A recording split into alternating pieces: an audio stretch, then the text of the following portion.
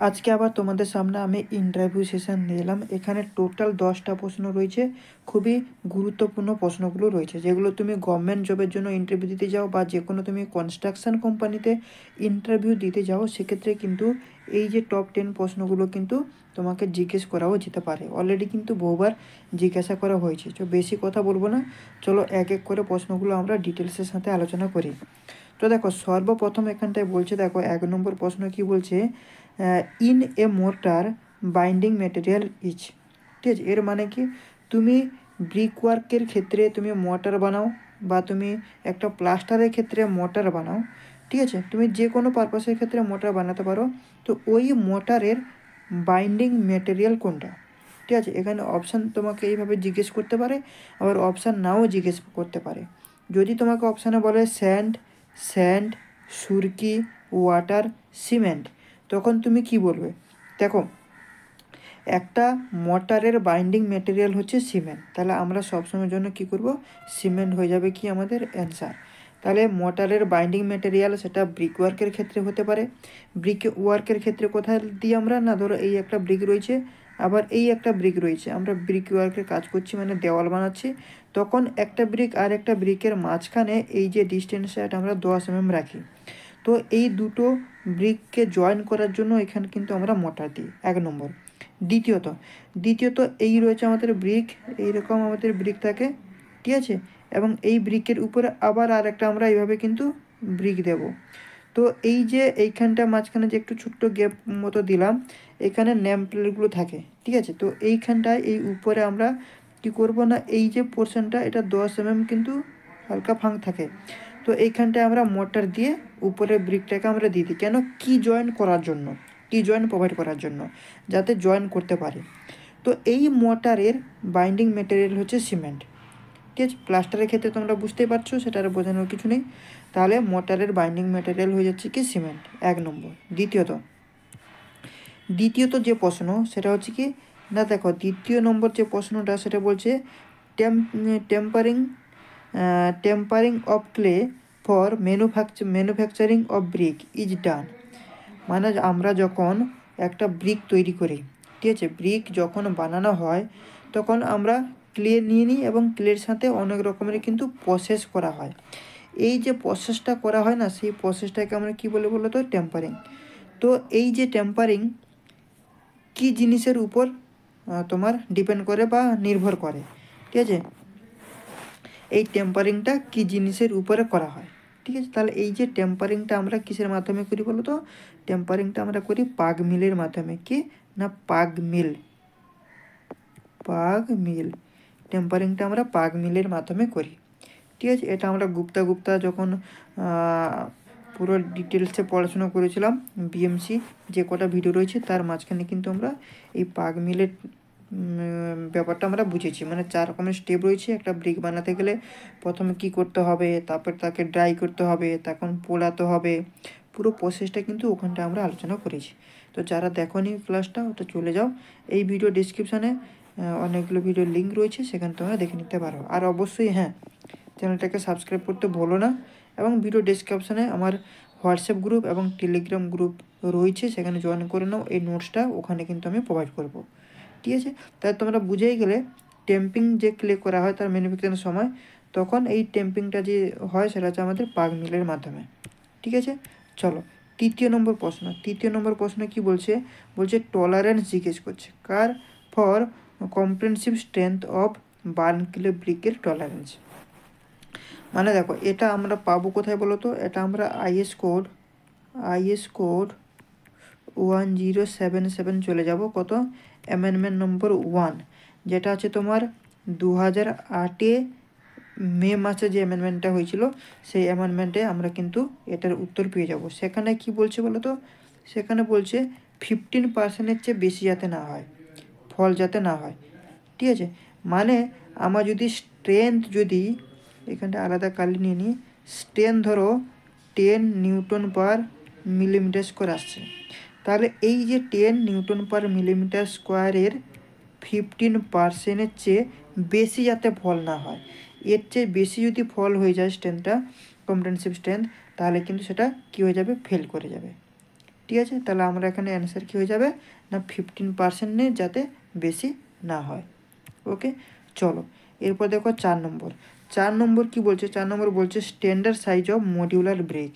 আচ্ছা, standard modular ব্রিকের standard size কত? Standard size হচ্ছে আমাদের 190 ইন্টু 90 ইন্টু 90 কী হবে মিলিমিটার। অল ডাইমেনশন আর মিলিমিটার। এটা কোথায় পাচ্ছি? এটা হচ্ছে এজ পার ইন্ডিয়ান স্ট্যান্ডার্ড 1077। যেহেতু ব্রিকের যে আইস কোডটা সেটা হচ্ছে কত 1077, সেখানে গেলে কিন্তু ব্রিকের সব ডিটেলস কিন্তু আমরা পাবো। এবং যদি এখানে যদি তোমাকে জিজ্ঞেস করে যে নন মডিউলার ব্রিক, এখানে লিখে দিচ্ছি কি নন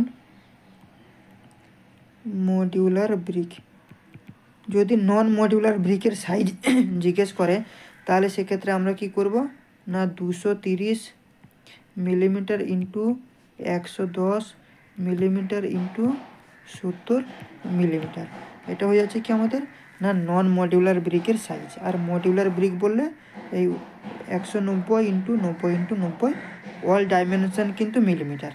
ওকে, চলো এরপরে আমরা 5 নম্বর। 5 নম্বরে কী বলছে? 5 নম্বরে বলছে minimum comprehensive strength of brick. ব্রিকের মিনিমাম কম্প্রেহেনসিভ স্ট্রেংথ কত? সেটা হচ্ছে কত 3.5 নিউটন পার মিলিমিটার স্কোয়ার। আচ্ছা হ্যাঁ, এখানে এই জিনিসটাকে তোমরা জানো যে নিউটন পার মিলিমিটার স্কোয়ার যে ইউনিটটা, এটাকে আর কি হিসাবে আমরা লিখতে পারি?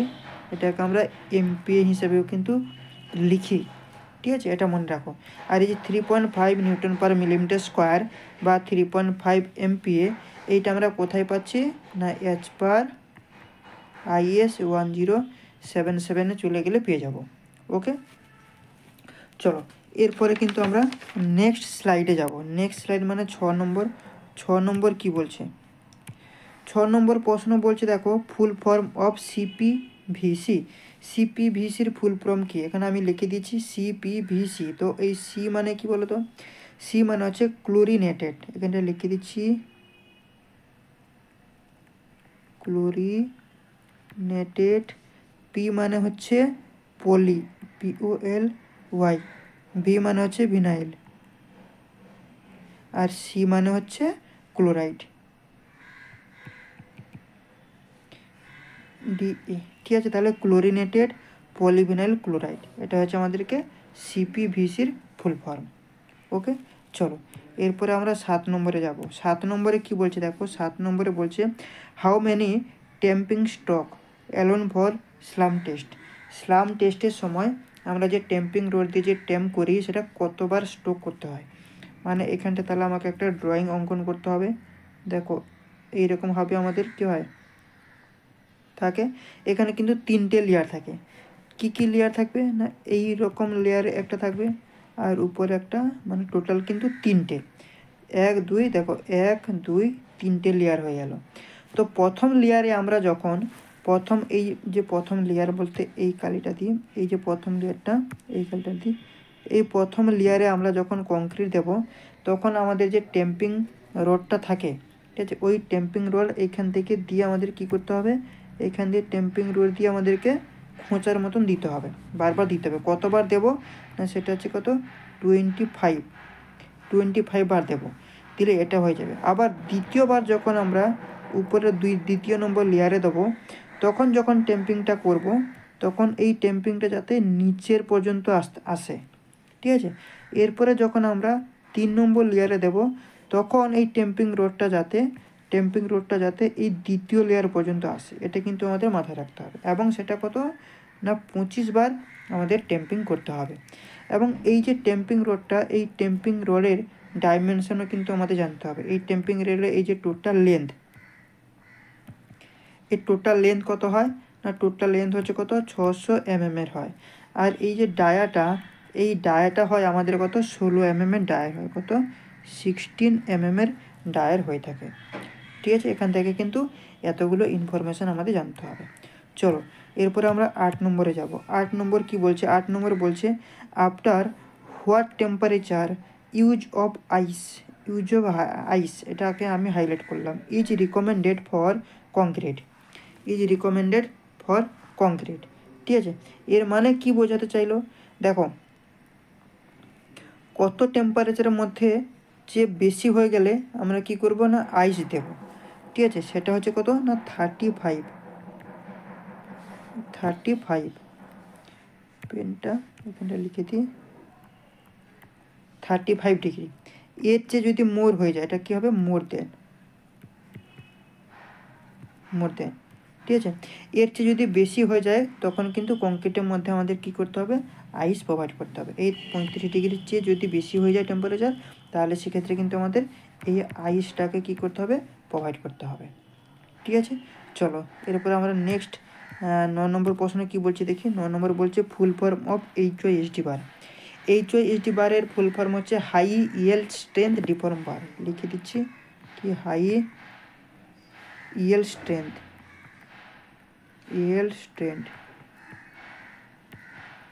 ডিফর্ম বার। ঠিক আছে, হাই ইয়েল্ড স্ট্রেংথ ডিফর্ম বার, এটা হচ্ছে আমাদের HYSD বারের ফুল ফর্ম। চলো এরপর আমাদের লাস্ট যে প্রশ্ন 10 নম্বর প্রশ্ন কি বলছে, ডাইমেনশন অফ স্লাম কোনের ডাইমেনশন। তো আমরা আগে ডায়ামিটারটা পিকচারটা অঙ্কন করব। এরকমভাবে হয়, এরকম হয় আমাদের স্লাম কোনটা। তো এই স্লাম কোণের যে ডাইমেনশনটা হয়, দেখো এই যে হাইটটা না, এই উপরে এবং ছোট এই যে হাইটটা, এই হাইটটা হয় কত বলো তো না 300 মিলিমিটারে হয়ে থাকে, এবং নিচের এইটা কত হয় না 200 মিলিমিটারের, এবং উপরের এইটার সাইজ হবে কত না 100 মিলিমিটারে হয়ে থাকে। ঠিক আছে, এটা হয়েছে তার ডাইমেনশান।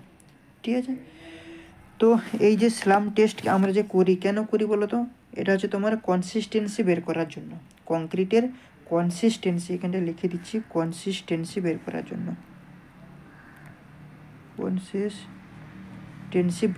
জন্য, কিন্তু আমরা এই তোমার স্লাম কোণের টেস্টটা কিন্তু করা হয়। তো আশা করব ভিডিওটা তোমাদের ভালো লেগেছে। যদি ভালো লেগে থাকে অবশ্যই চ্যানেলটাকে তোমাদেরকে কি করতে হবে, সাবস্ক্রাইব করতে হবে এবং লাইক করতে হবে, বন্ধুবান্ধবের সাথে বেশি বেশি করে শেয়ার করতে হবে। আর সাইডে যে এরকম একটা বেল আইকন রয়েছে, ওই বেল আইকনে ক্লিক করে অলে গিয়ে ক্লিক করে দিতে হবে। ঠিক আছে, এবং এই ভিডিওর ডেসক্রিপশানে আমার টেলিগ্রাম এবং হোয়াটসঅ্যাপ গ্রুপের লিঙ্ক রয়েছে, ওই লিঙ্কে গিয়ে তোমরা জয়েন করো। সেখানে কিন্তু এই নোটসগুলো, ঠিক আছে, এই নোটসগুলো তোমাদেরকে আমি প্রোভাইড করে দেবো। ঠিক আছে, তো আজকে সেশন এইখানটা শেষ করছি। নেক্সট পার্টে আবার দেখা হবে, ততক্ষণের জন্য থ্যাংক ইউ। চলো বাই।